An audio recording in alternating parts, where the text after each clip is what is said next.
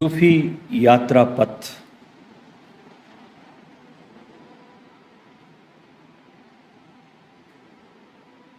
एक प्यार की दास्तान है।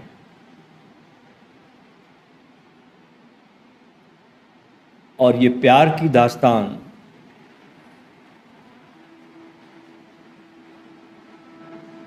मुर्शिद और मुरीद के बीच घटती है।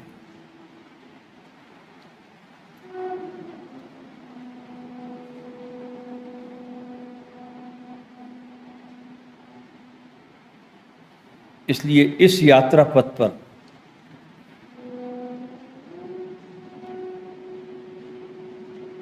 एक सद्गुरु का साथ होना जरूरी है।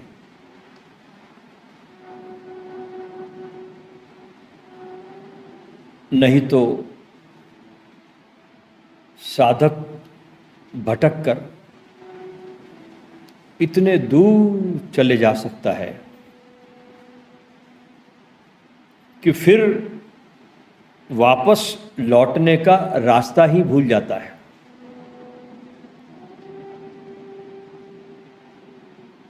इसलिए जो इस यात्रा पथ पर निकला है उस साधक को सदा ही ऐसे व्यक्ति के पास आना होता है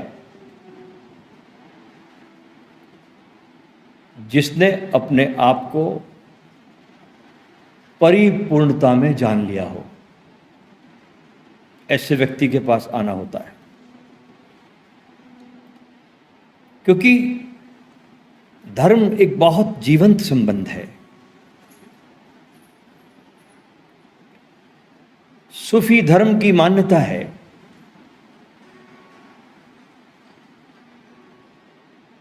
कि एक सद्गुरु के द्वारा ही साधक सत्य या प्रभु तक पहुंच सकता है।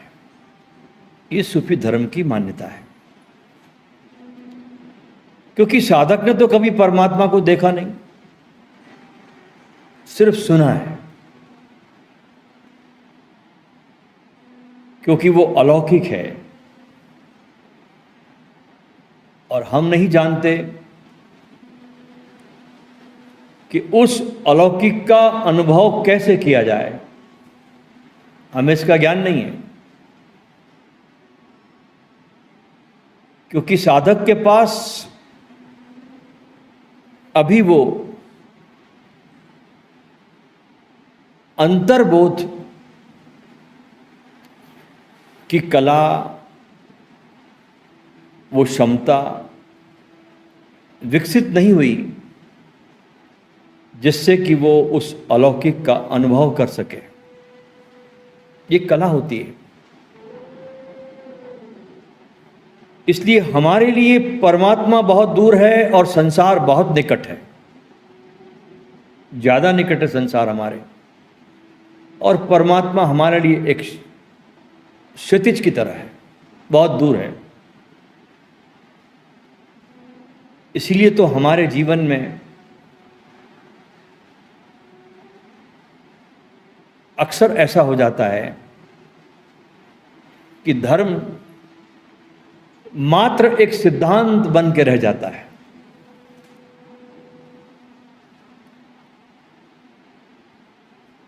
और इस सिद्धांत बन जाने के कारण हमारे जीवन में केवल एक खालीपन होता है, एक रिक्तता होती है। धर्म छूता नहीं, धर्म रस को पैदा नहीं करता।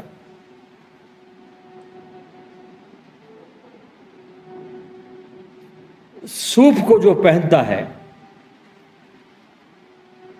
उसे सूफी कहा जाता है। और इस सूफ को पहनने का अर्थ बहुत गहरा है। देखिए, आदमी पैदा होता है पशुता और पाशविक भावनाओं को लेकर पैदा होता बच्चा। अब बहुत ध्यान देने योग्य बात यह है कि अपने पेट में भूख हम नहीं लगाते, वो अपने आप लगती है, हम कुछ नहीं करते। और उस भूख की पूर्ति के फिर हम साधन जुटाते हैं। सर्दी गर्मी से बचने के लिए इंतजाम करने पड़ते हैं, और ये सब सामान जुटाने के लिए धन चाहिए। तो आदमी के भीतर धन की भूख पैदा हो जाती है। भोजन, पानी, निवास और धन, इन सब की जब पूर्ति हो जाती है तो फिर व्यक्ति में दूसरी प्यास उठती है, और वो प्यास है, वो भूख है संभोग की भूख। आदमी चाहे पढ़ा लिखा हो, गैर पढ़ा लिखा हो, जानवर हो या इंसान हो, सभी में ये तीनों तरह की भूख होती है। और इन भूख का पैदा होना बहुत नेचुरल है, बड़ा स्वाभाविक है, नैसर्गिक है। और इसके लिए किसको सीखना या सिखाना नहीं पड़ता। सूफियों के इस सूफ को पहनने में ये संदेश है। क्या संदेश है? कि उसने अपने भीतर की इस भूख और पाश्विकता को खत्म कर दिया है। जो पाश्विक भीतर हमारे है, उसने इस भूख को खत्म कर दिया है, और उसके भीतर का पशु जो है वो मर चुका है। इसलिए उसने उस उलन की खाल पहन रखी है। ध्यान रहे कि इंसान के शरीर में पैदा हो जाना इतना भर इंसान होने के लिए काफ़ी नहीं है कि इंसान के शरीर में पैदा हो गए और ये बहुत सब कुछ हो गया। जब तक तुम उस पाश्विकता से बाहर नहीं आते, तब तक हम सही अर्थों में मनुष्य नहीं कहलाते। इसलिए जिसने अपने भीतर के इस पशुता को मार दिया, उसी को कहते हैं सूफी। सिर्फ कपड़े पहनने से सूफी नहीं होता। जिसने अपने भीतर के इस पशु को मार दिया, तो इस प्रतीक के रूप में सूफियों ने इस सूफ को धारण किया। सूफ जिसका अर्थ होता है ऊन। यह बात बड़ी अजीब लगती है कि ऊन जो है वो सूफी धर्म का प्रतीक बन गई। क्यों? कुरान में मुसलमान भी ये कहते हैं कि जब मौजिज का परमात्मा से साक्षात्कार हुआ तो वो भी ऊनी लवादा पहने हुए थे। जब परमात्मा ने, अल्लाह ने मौजिज से बातचीत की तो वो उलन का लवादा पहने हुए थे। लेकिन क्यों? बस एक गूढ़ प्रतीक है, एक संकेत है। ऊन है पशुओं की पोशाक, और एक सूफी को एक पशु जैसा, भेड़ जैसा निर्दोष बनना होता है, इनोसेंट। देखिए पशु कितना निर्दोष होता है। पशु में चालाकी होती नहीं, पशु में जमा करने की प्रवृत्ति होती नहीं, पशु कभी कोई चीज इकट्ठा नहीं करता, जो मिल गया वो खा लिया, शिकायत नहीं करता। कभी किसी पशु को आपने शिकायत करते नहीं सुना होगा। जैसे एक शेर निकलता अपने मांद से शिकार की तलाश में, यहां घूमता है वहां घूमता है, कोई शिकार मिलता नहीं। तो क्या करता है शेर? जाता है अपनी गुफा में, सो जाता है, कोई शिकायत से नहीं भरता वो, कल फिर निकलता है। लेकिन आदमी बहुत शिकायतों से भरता है। इसलिए प्रतीक बना कि सूफी एक पशु जैसा, भेड़ जैसा, एक निर्दोष बन जाता है। वो सारी तरह के सभ्यताओं के बंधनों को छोड़ देता है, सब तरह की सिखावन को, संस्कृतियों को जो हमारे चेतना पर हावी है बाहर से, उसको छोड़ देता है, अपनी आदतों को छोड़ता है, अपने सिखाए हुए झूठे अनुशासन को छोड़ता है और उस ढांचे से बाहर आता है सूफी। और फिर से एक पशु की तरह निर्दोष बनना होता है सूफी को। और इस प्रकार वो एक जागरूक संत बन जाता है, सचेत, क्योंकि उसके द्वारा, समाज के द्वारा जितने भी नियम बंधन थोपे गए, उस पर उसका कोई बोझ नहीं होता। इसलिए ध्यान रहे कि सूफी न तो हिंदू होता है, न मुसलमान होता है, और न ईसाई होता है। इसलिए कबीर भी सूफी है, नानक भी सूफी है, और मीरा भी सूफी है, सुंदरदास भी सूफी है। वो अस्तित्व के साथ किसी, जैसे एक पशु लयबद्ध होता है अस्तित्व के साथ, एक पशु को देखिए कितना लयबद्ध होता है इस अस्तित्व के साथ वो। इसलिए पशु के चेहरे पर एक आनंद की अनुभूति आपको होती है जो इंसान के चेहरों पर नहीं होती। क्यों? क्योंकि आदमी अस्तित्व से टूट गया है और पशु अभी भी अस्तित्व से लयबद्ध है। इसलिए सूफी भी अस्तित्व से लयबद्ध हो जाता है और अपने मन में किसी प्रकार के पूर्व धारणाओं को लेकर सूफी नहीं चलता। वो सदा जीता है अभी और यहीं, और अस्तित्व के प्रति खुला हुआ, ओपन टूवर्ड्स दिस एग्जिस्टेंस। और मनुष्य क्या करता है?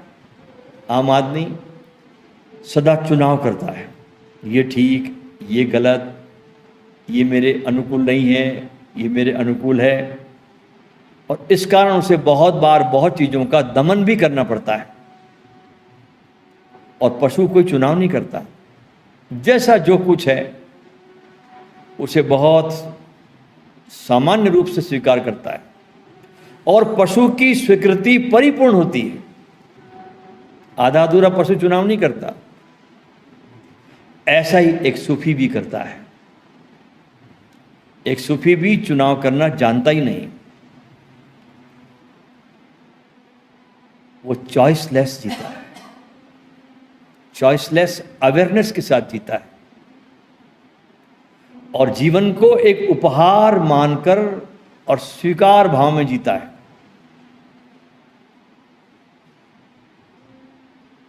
यही कारण है कि जब हम किसी सूफी के निकट जाते हैं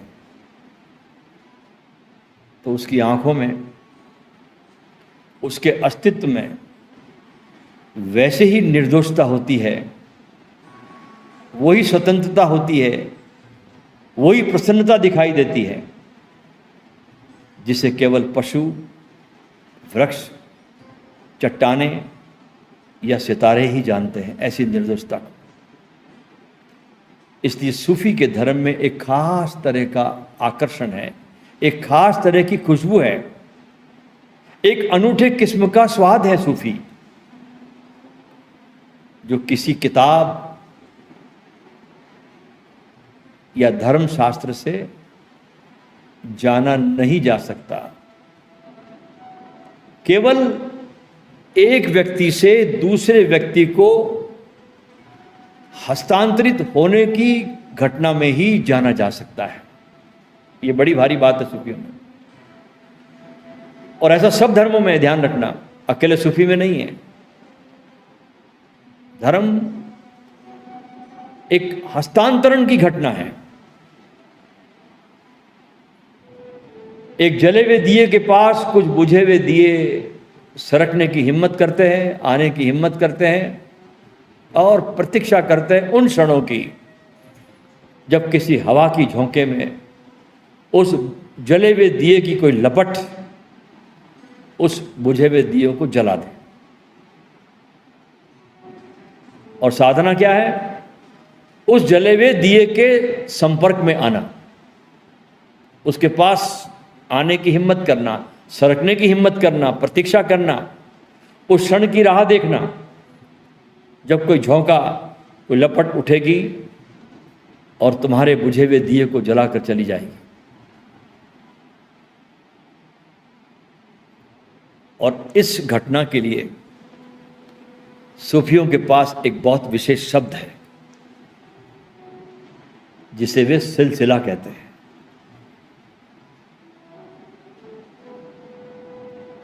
जिसे हम हिंदू परंपरा कहकर पुकारते हैं, वे लोग उसे सिलसिला कहते हैं। सूफियों में 4 सिलसिलों की बात कही जाती है मुख्यतः। और सिलसिले का अर्थ क्या होता है? एक हृदय से दूसरे हृदय तक बात का पहुंचना।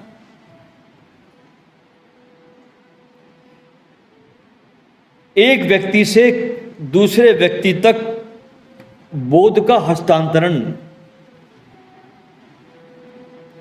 इसलिए सूफी धर्म बहुत ही प्रामाणिक और वैयक्तिक धर्म है।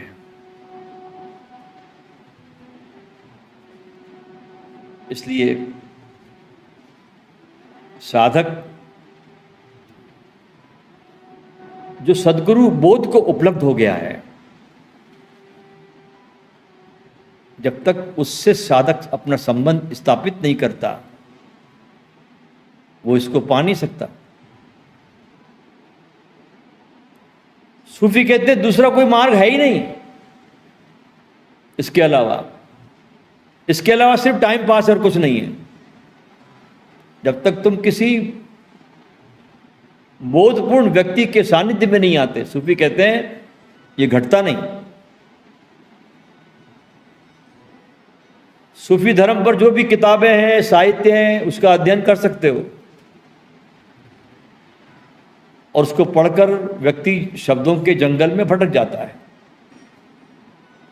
वहां काली शाही और कुछ नहीं है। और काली शाही को पढ़ते पढ़ते हमारा दिल भी काला हो जाता है और उस काले दिल से हम धर्म की तलाश में निकलते हैं।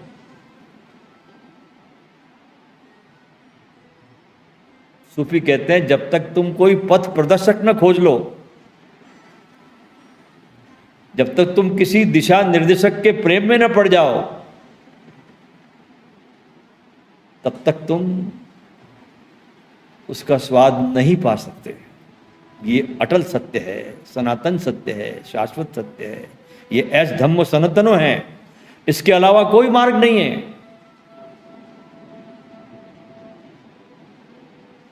आज आप लोग इस साहसपूर्ण यात्रा पर मेरे हमसफर साथी बनने को तैयार हो गए हो आप। और यदि तुम साहसी हो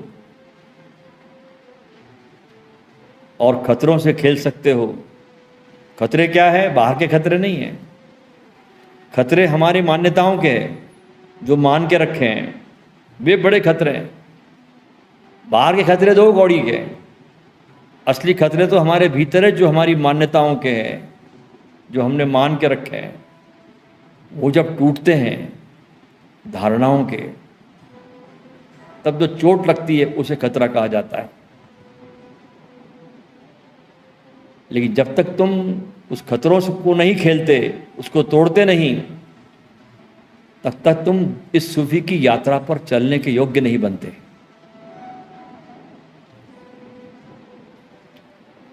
इसलिए सूफियों का मार्ग एक बहुत खूबसूरत बगीचे का मार्ग है, प्रेम का मार्ग है। गुरु और शिष्य के बीच एक सिलसिला है, एक प्रेम की गाथा है। इसलिए हर सूफी में आप जाओगे खोजने के लिए तो कहीं ना कहीं इनके खानकाह है, खानकाह मतलब आश्रम है इनके, उसमें कोई गुरु है और उसके आसपास मुरीद इकट्ठे होते हैं और वहां समा बनता है, वहां जिक्र होता है, वहां नाचते हैं लोग, वहां हाल उठता है, उसका सुमिरन चलता है गुरु के सानिध्य में।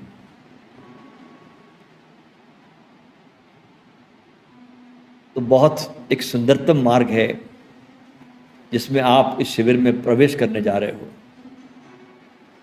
बहुत खूबसूरत है ये, बड़ा प्रेम से भरा, प्रेम से लबालब भरा ये मार्ग है, बड़ी खुशबू है इसमें।